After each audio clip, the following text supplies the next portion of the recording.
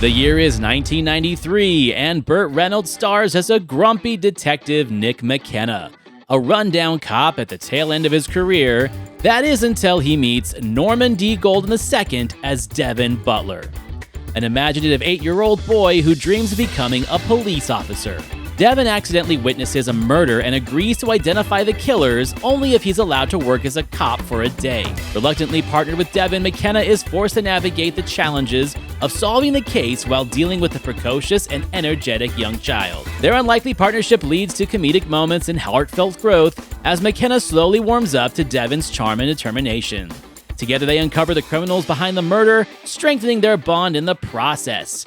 Maligned at the time of its release, the film blends action, humor, and heart, delivering a family-friendly tale about teamwork, courage, and the unexpected friendships, something that we really don't see in this day and age. This week on Back to the Balcony, we tackle director Henry Winkler's Cop and a Half. Gene Siskel and Roger Ebert, two titans of cinematic review. Sometimes right, sometimes wrong, but always captivating. Your hosts Antonio of the Cult-Worthy Cinema Podcast and Justin Henson of the Movie Wire are here to take you back to the balcony.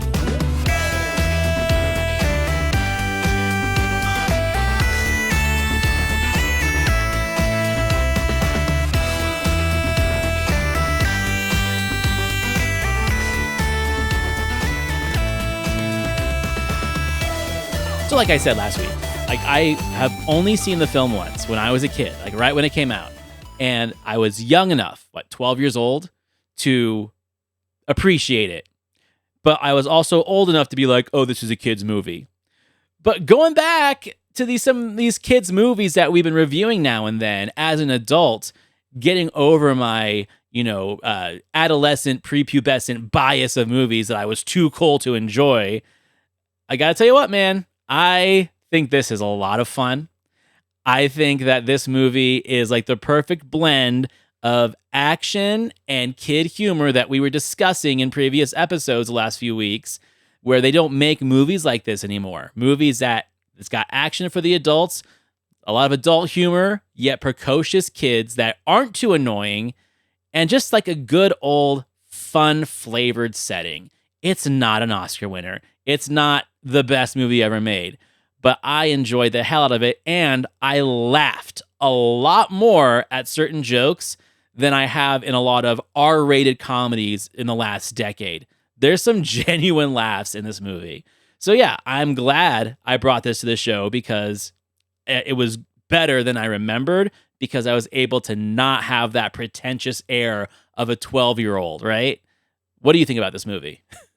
So this is one that when I was 11 years old, I remember the Siskel and Ebert review. I remember the movie, and this is one that I got pissed off on when it comes to Gene hating this movie, because I rallied around Roger on this movie year after year after year. And I've seen this multiple times throughout the years because, like you said, it is a lot of fun, and I think it's actually aged pretty damn well. But here's where I think we're really missing, and I think this is where Roger got it. Right, and we'll get into that in a little bit. But I think what's missing from critics here is the intent that we've talked about over and over again of what this movie's trying to do. It's not a masterpiece. It doesn't want to be a masterpiece. It's fun. It is just a genuine movie, and you have cartoonish villains. You have all the elements to have a family go into a theater and enjoy it from ages, 7, 8 and up, maybe, with the adults really loving it, with Burt Reynolds playing that bitter cop. So the elements are all there. I love this movie, and open and honest, this is one I've always wanted to have a discussion with you on, even when I was on the Cult-Worthy, but it's one of those, who's going to pick it first? Because it is one of those taboo movies that it could be really, really hated or really, really liked. So there is little in between when it comes to this movie, but it's a fantastic, stupid, funny movie that it will just kill time and you will just be entertained. And that's what it seeks out to do. And it does a great job of it. So I was kind of taken back to our conversation about Little Monsters, where we were both on the fence of, is it a kids movie or is it too intense? Are there too many dark themes and is there too much potty humor to like really give it a pass and say it's a total kids movie? And we gave it the pass of it. Well, it's a 90s movie. You know, we're dealing with the decade, the 2 or 3 year period of movies like Drop Dead Fred and the Garbage Pail Kids, right? Like there was that 5-year period where gross out humor was the thing, and that's fine. It was a time and place for everything. What's great about this one, though, what I really liked better than Little Monsters, is that the script really knows how to play to both audiences. And it knows how to play to people who are in tune with the actors in the film compared to what they were starring in during this era that this movie came out. So first of all, you know, Burt Reynolds, he's kind of known for being like at the tail end of his career in this era. He hasn't had his rebirth with Boogie Nights yet, right?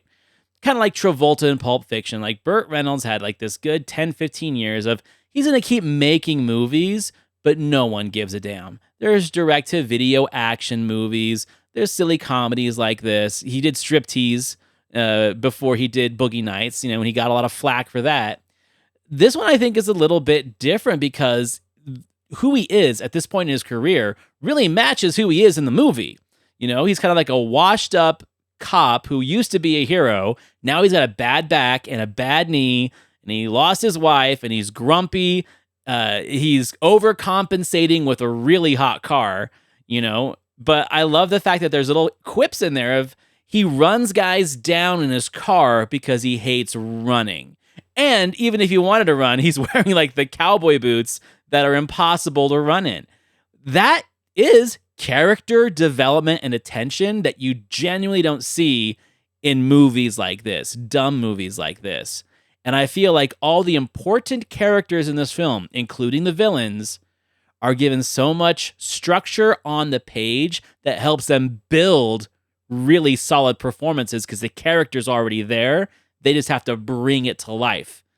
That's what I think this movie does so great compared to other kid movies of its time. Well, you forget the significance of the cowboy boots, and I think they're only in there for the one scene towards the climax where he's skidding down the concrete with sparks flying out the back. Sparks flying, beautiful. So that was the whole intent of it. But this is what I really love about it is I think the dialogue is so underappreciated here because it keeps Burt Reynolds' character, like you said, top of mind, but also it keeps the kids' imagination at top of mind. This is the 90s where, you know, you had certain professions that you wanted to do, doctor, teacher, police officer, fireman, whatever it may be. These were professions that really did tap into kids on morality of what you wanted to do with your life.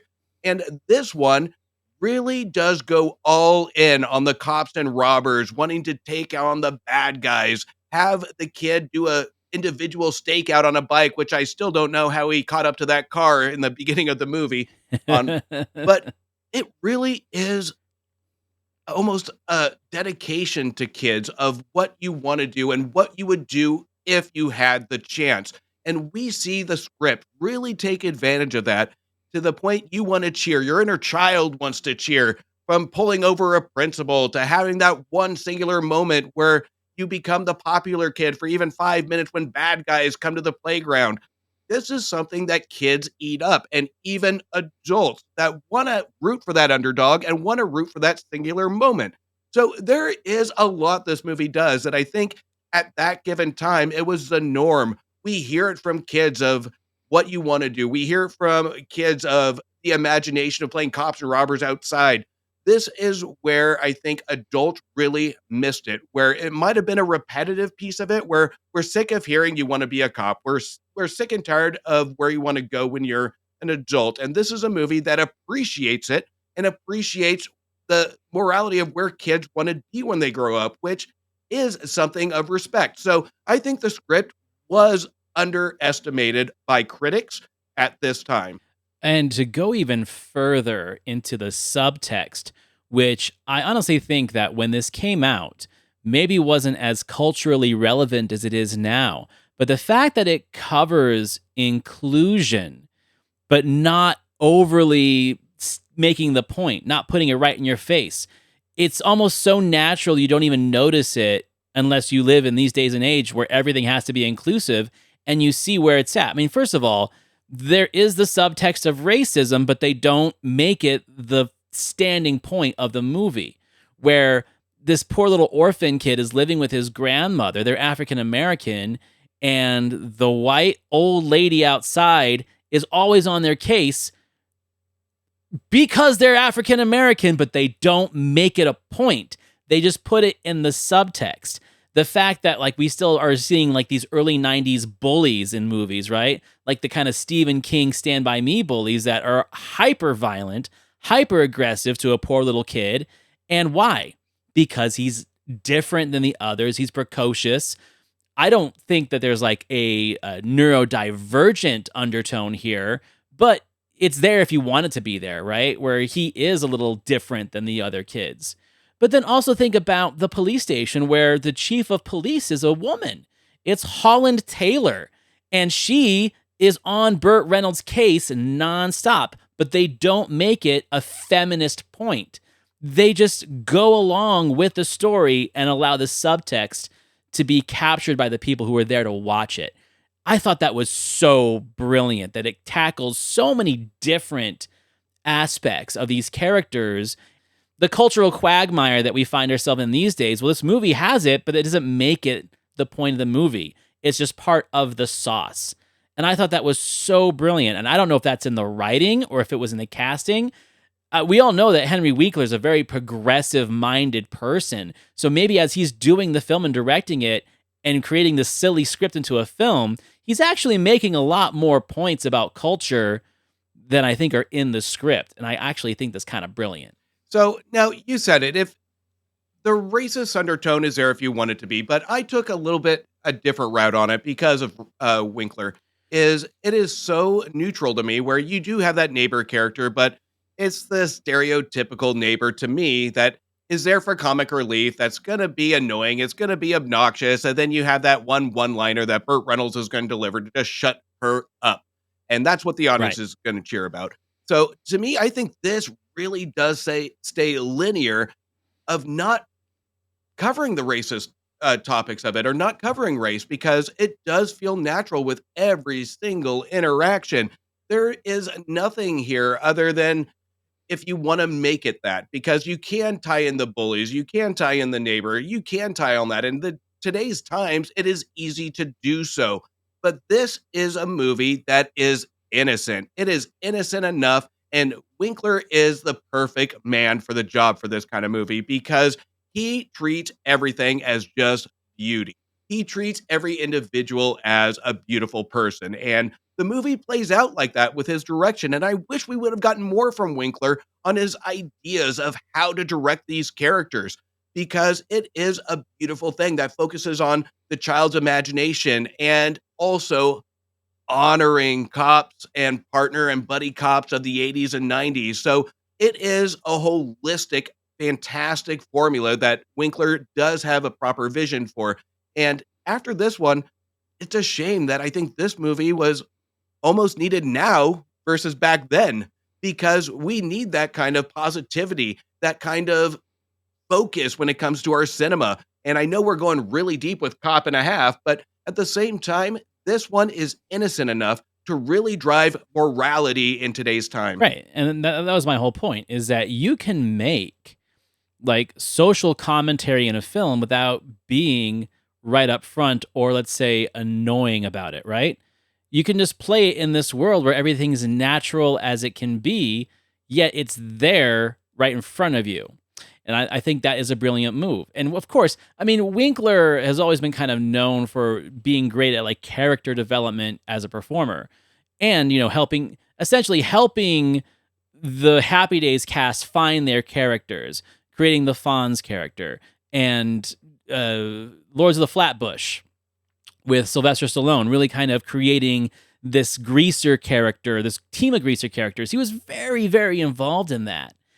I think that if this movie, like you said, wasn't a failure at the box office and kind of pissed on by a lot of the critics, we all know that he wanted to be a filmmaker. He wanted to be, you know, Ron Howard got the job instead and ran with it. But this movie shows what he could have actually done. I got to talk about the villains now. So Ray Sharkey, I've been a huge Ray Sharkey fan forever. This was his last film, and he does such a great job as being like this mob guy, but the flamboyancy of he's also wants to be a lounge singer. He dresses to the nines. He's got Frank Sivero, Rocky Giordani, and who's the last guy? And Mark McCauley as his henchmen, and they're all great. I grew up watching Ray Sharkey in the show Wise Guy and Crime Story, but for me, he's always Michael Rappaport's dad from Zebrahead, who owns the record store, right?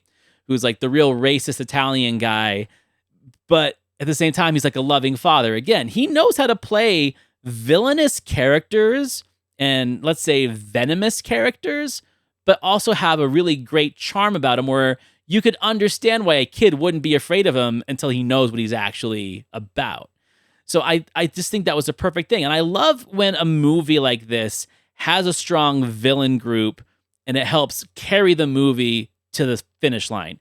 Another great example I always use is Baby's Day Out, where you've got Joe Mantegna and Joe Pants as the villains chasing this baby around the city. They make that movie work. Otherwise, it's just a baby movie, Lost in New York. So yeah, I think the villain group is great. You can tell that they definitely try to channel some Home Alone energy, but they don't go all the way with it. They keep it at like a level pace where it's not a complete and blatant ripoff of Home Alone. Ironically enough, this was actually pitched for Macaulay Culkin, and he didn't do it. I'm glad he didn't, because it wouldn't be as charming as it is. Also, there was a point where this was supposed to be a sequel to Kindergarten Cop. I'm glad that didn't happen either. I think this is perfect the way that it was presented. I think the villains are great here. The Frankie Valli theme of the music really does kind of give the taste of being cartoonish, but not so cartoonish. This walks a fine line of villains to be not overly goofy, but taken seriously. So I think adding the music element to this 50s kind of rock and roll theme to it is a smart move. Right. They're stuck in this era, like this jukebox era. I love it because it does show that gangster theme. We have that overlaying tone to it. We have the look of these gangsters, but they're just goofy enough to not take them seriously. But at the same time, we have a fantastic cast here that really does carry it just over the line to take it not too cartoonish, to the point where we have, what is it? He plays the counselor that comes in, and he has the body language of the seriousness of being a threat, but then we get a little bit more goofiness of some music. So I love that piece of it, and I love that really taps into satisfying both the adults there for Burt Reynolds and the kids there to see a goofy comedy. I think it is a brilliant balance. To me, it would have been a mistake to go full in and just have these cartoonish villains go in, have some physical comedy go in. Macaulay Culkin would have been a complete mistake because it would be hard to separate that from the Home Alone films. So I think the age and the kid is amazing. Norman Bolden is adorable here, especially when he tries to show some authority. And it is one of those where you watch almost your own kids when they try to be grown up. And it's just something where you want to give the awe factor to. The fact that this movie has a Spartacus moment, I totally forgot about that from the first viewing, where they have, I'm Devon. No, I'm Devon. It's a total Spartacus moment, and it was perfect. It's just, he's just so good. The chemistry between he and Burt Reynolds is solid. And that's the thing is, like, I've never really taken Burt Reynolds as an actor that would want to do a kid's movie. And apparently behind the scenes, he didn't. But you don't see it on screen. Like, I think the chemistry between them really, really works. And that might be one of the best parts about this movie, is that it works between the two of them. And this was an era where we saw like these child and adult combinations of movies. Getting Even with Dad, the one with Chevy Chase and Jonathan Taylor Thomas. I forget what that one was called. But yeah, like those movies just didn't really work. I think this one totally worked. And like I said, the one-liners. My favorite line in the movie is when he takes him to the biker bar. And he goes up to the bar and he orders a milk. And then he looks around at these guys and he's like, in a dirty glass. It is so cliche, but the way it's delivered is spot on. Yeah, fantastic. Cool. So I'm glad we revisited this film. Do you have any closing thoughts before we listen to what our critics have to say? Because this is kind of an infamous film. I didn't realize how polarized these guys were on this movie and how it actually went deeper than just the episode. My only thoughts on this one is this one was thrown in, and I think I told you 93 was the year of a lot of memorable movies. So Schindler's List, Jurassic Park.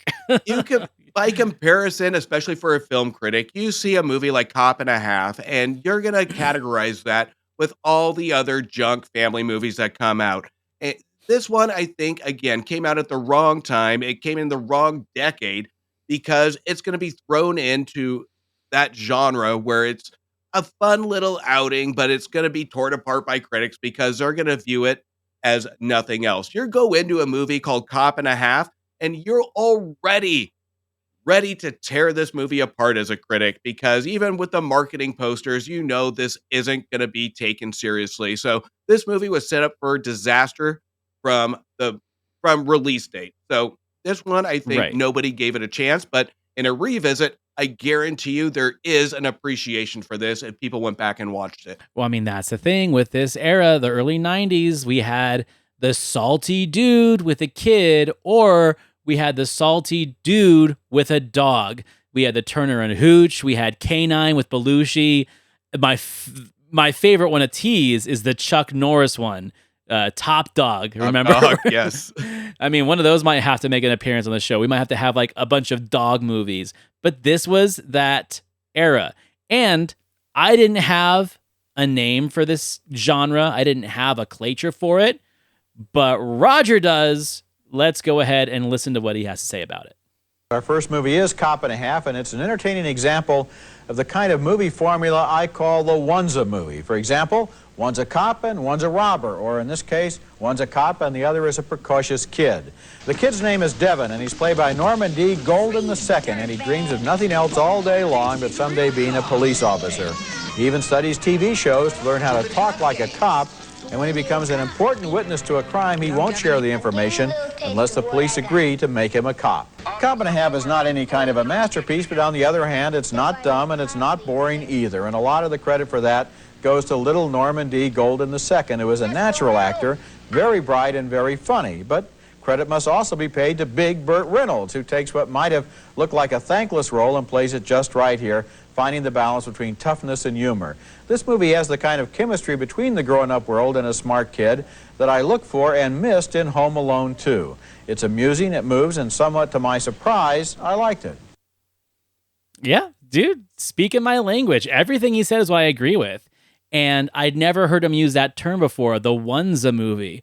One's a cop, one's a robber, one's a cop, one's a kid, one's a cop, one's a dog. We got a few of those that we should put on the list.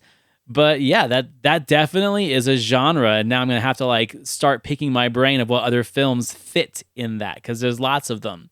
We might have to have like a ones a month. But I was not expecting this review from this critic.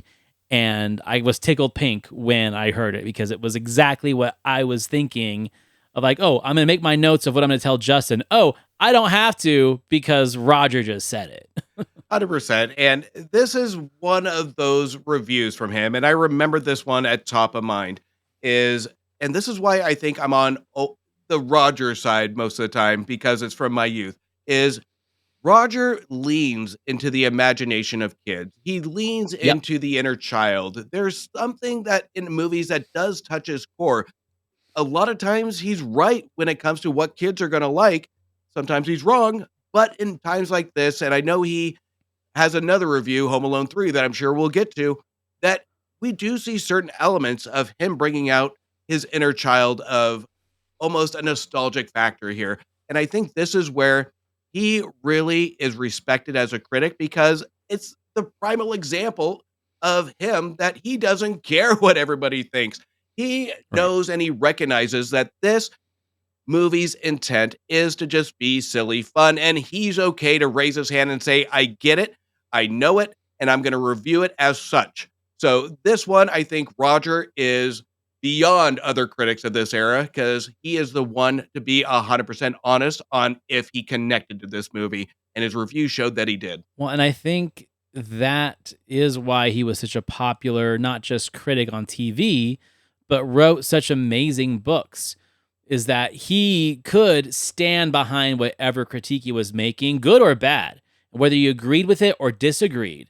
He gave you a very palatable and accessible view into his mind of what he thought about movies and not pretentious cinema flair, right? Like, what I like about movies, what I like about entertainment, what do I like about kid actors, adult actors, dog actors, where I feel critics like Gene and Canby, and I think that is this pretentiousness of being a film critic where if you let people know you like something too much, you're afraid it's going to ruin your credibility. And that's why you become a contrarian to everything else that people like. That is a hard part about being a critic. That's why I couldn't be a critic, because, I would find the good in everything. And we've had that conversation many times. But, I mean, you can just hear what Gene has to say for himself. Wow, where's your big red suit and beard, Santa? You just gave them a gift. You didn't like this movie? No, you didn't like Little Norman Golden? No, I didn't think you didn't like Norman Golden? No, I didn't think he was a particularly charismatic actor or a very good actor, and I think Burt Reynolds is even worse. And I think that I was really surprised because I didn't feel that there was any chemistry between the two. I thought Reynolds was sort of hard. The kid was sort of looking. You could see him sometimes looking for his lines. And I thought it was dumb, not credible whatsoever.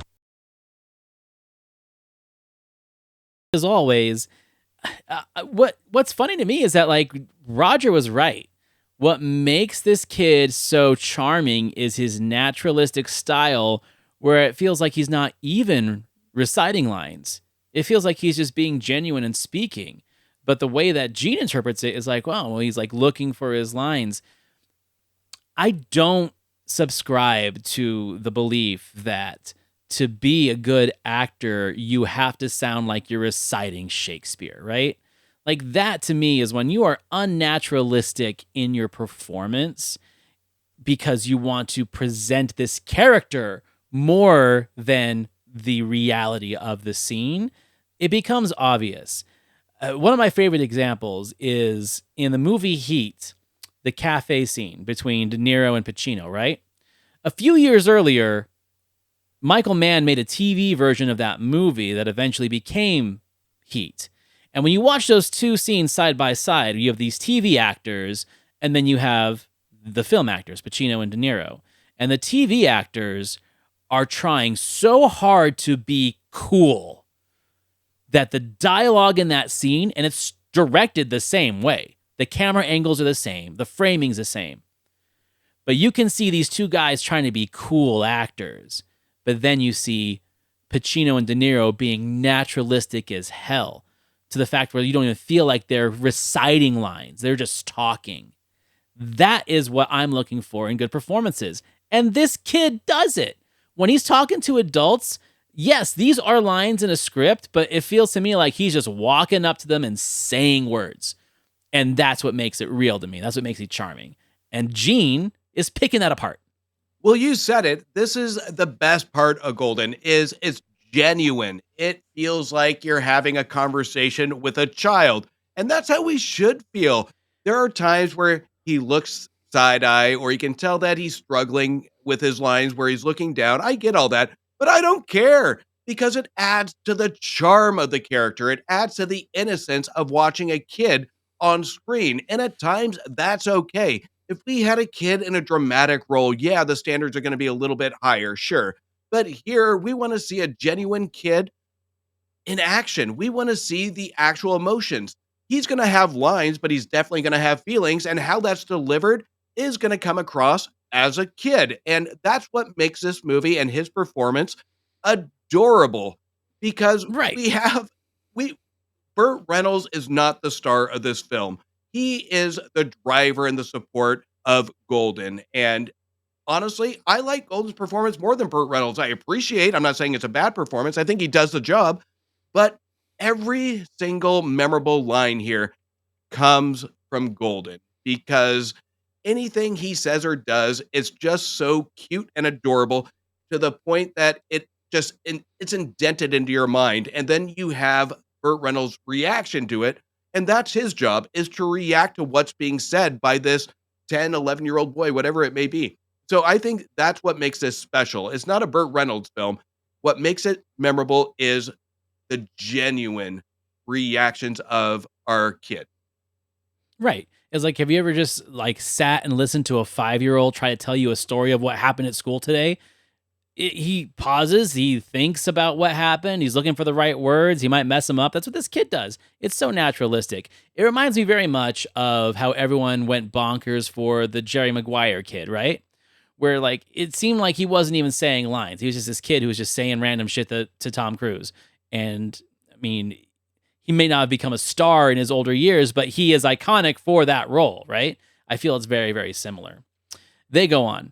Reynolds plays the cop like a real cop instead of playing him like some kind of I think it's a cartoon. Marshmallow. I think it is a cartoon, Gene. It is a cartoon. A lame one. A good cartoon. Oh, no, I'm stunned, Rod. He's right. It is a cartoon. And once again, Roger gets it, and Gene just wants to piss on anything that makes people happy. It reminds me of Gene with his critic buddies with a martini, just snubbing all these kid movies with the intention. And Roger's like, bring me the cartoons, because this is where it is open and honest, where, yeah, it is a cartoon. That's the intent. Does it succeed in being a cartoon that will satisfy the family? Absolutely. If that's the vision of a movie, if that's the intent of a movie, then it should be reviewed that way. You're not going to compare this to like Schindler's List, Saving Private Ryan, or even a horror movie. This one is called Cop and a Half with Burt Reynolds with a kid. In the title, if you don't know what you're in for from the title, then you've got problems. But I'm not done yet, man, because this movie came back to the show. So this movie showed up at the end of the year in the Worst of 93 episode. And it was one of our critics' least favorite film of 1993. We obviously know who it is. But again, it started a discussion between the two of them that made me go, wow, they spent more time talking about Cop and a Half in 1993 than they did some of the most important films of that year. So here we go. Burt Reynolds in a bad movie, and he's so many, makes my skin crawl. He's unctuous and insincere in pictures like this. I like him in other films. In the bad ones, he's really bad. And he also looks just plain tired. That has nothing to do with his personal life. I'm talking about what's up on the screen in Cop and a Half. And the only thing more unnerving than this picture is that my esteemed colleague across the aisle, so wise, so often, is the only major film critic in America who actually recommended Cop and a Half. Norman D. Golden was just wonderful in this film. You have to admit it. No, I don't have to admit it. He's an okay movie. He's a Hollywood acting kid. He was very good. He's not the problem. The problem is the script. The problem is very funny, and Burt Reynolds is tired. And, well, and he should be in cop buddy you pictures. Just got up on the wrong side of bed. As did the rest of America. Okay, now I'm... He couldn't let it go. He sat on that for like a whole year so he could talk about how dumb Roger is compared to all the other critics in America that he liked Cop and a Half. Get out of here. What I love is Roger going the defense, because Gene went on attack of the standard kid performance, which this is a critic that is notorious for overly critiquing kid performances, from calling them mop tops, from calling them 100%. So he doesn't give a fair chance to these kids. He doesn't see it at face value. So I applaud Roger for going in with his first argument, saying that he is fantastic. And going into Burt Reynolds, he looks tired. No shit. This is a cop that's worn out. That's the character. They even stated in the dialogue that he's a bitter, tired cop. So this should be no surprise. But it is insulting, and to the fact to bring out a character, to bring out a child at top of mind saying this is a kid that really holds back the movie, and the chemistry between Burt Reynolds and the acting style is at fault. Because that, if anything, if you're a critic, was something that actually worked. You can attack the generic piece of it, of the buddy cop thing. You can say it's worn out. That is the easy route. But Gene wants to go a little bit deeper and be unique, I think, in his critique and go after our two main stars. And to me, that is a cheap shot. Roger's least favorite film of the year is the film that we just covered, 1993's Carnosaur, and I didn't even realize that. So it's funny that one of my favorite movies, one of Roger's favorite reviews of this year that we're talking about, 1993, is Gene's least favorite, yet Gene gave Carnosaur the thumbs up, and it was Roger's least favorite. I almost want to think that Roger pulled that out just because he knew that Gene was going to go after Cop and a Half. And he was going to go after him. 100%, because even in that review, Roger said, Gene, you were right on one thing, and that Jurassic Park's going to have better special effects, and you were right on that, Gene. And he goes after the flaw of Carnosaur, and rightfully so. He focuses on what made Carnosaur bad, which was something that's not debatable. Even we talked about it when we covered it, is the dinosaurs look cheap. The special effects look cheap. The only good thing going is our main antagonist that was fantastic, well written and Right. well executed. That's the only Diane thing. Ladd. And Roger was complimentary of her performance.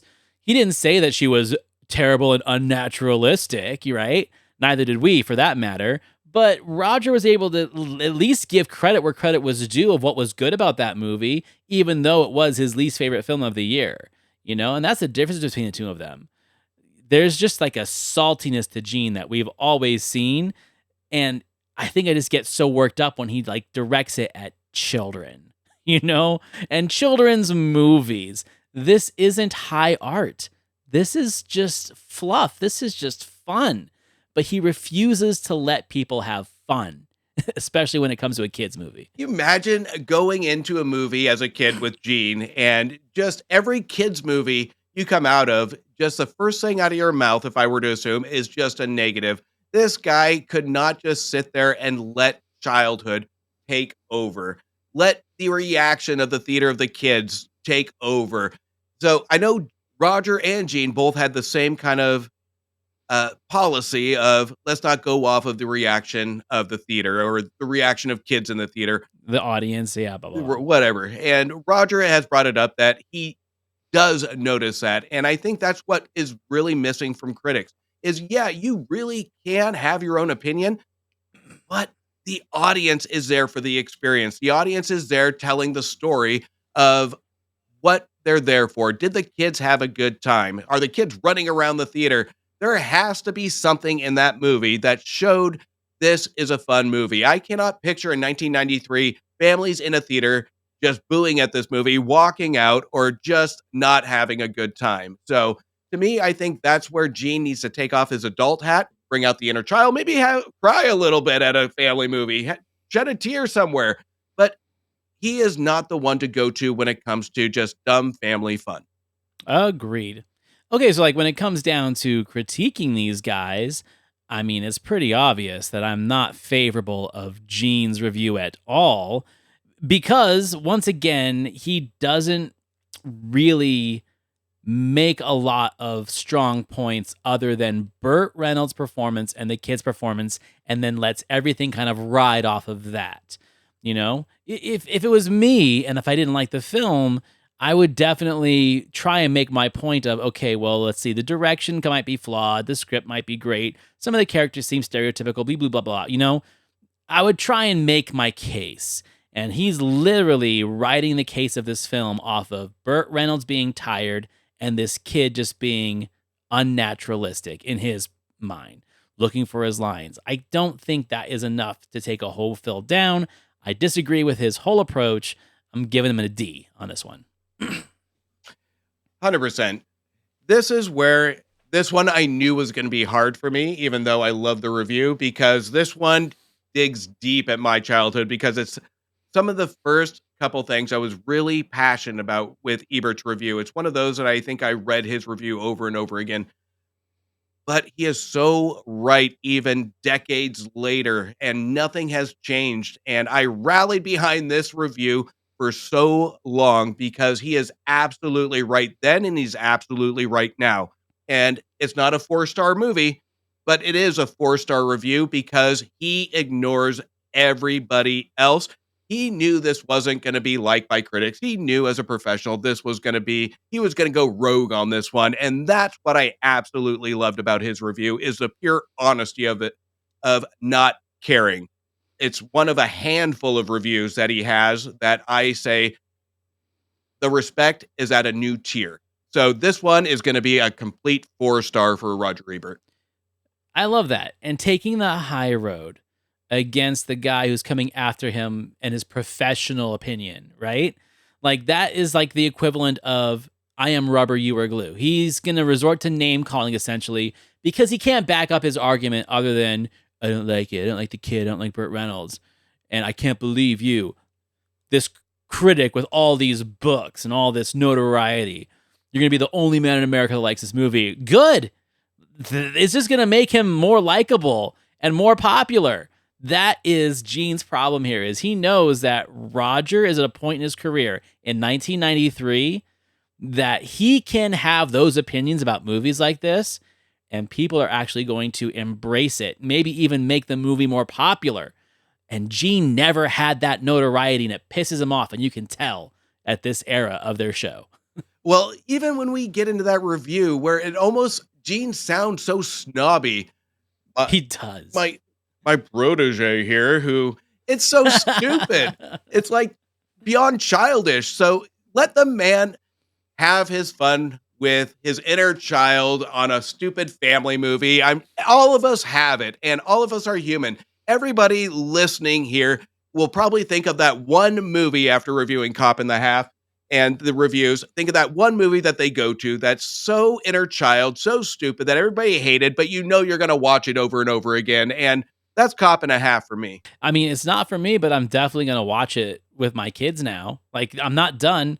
And like we've said before, if I'm going to watch this movie again, potentially put it on my shelf, it means I liked it. It means that it deserves more attention and it deserves more respect. So yeah, 100%. I really enjoyed this movie, and I really enjoyed this conversation about these guys and how Gene was just picking this apart and how Roger stood up for it. I love it.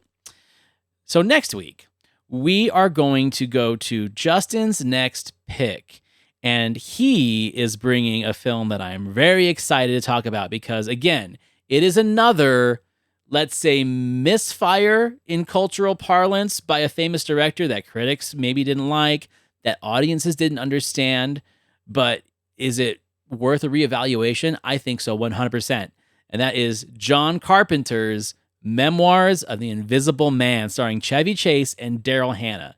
Now, this movie's on my shelf, so that's a sign that I like this movie enough to buy it and keep it and watch it, and we'll see where you land. But this is going to be an interesting one because this was critically destroyed by every critic for the most part. So, going to be a fun conversation. As a fan of the Universal monster movies, this one I had high expectations as a kid going into of The Invisible Man, and one of my favorite horror classics is The Invisible Man. So this one, it'll be an interesting conversation. I'm going to save it for the episode.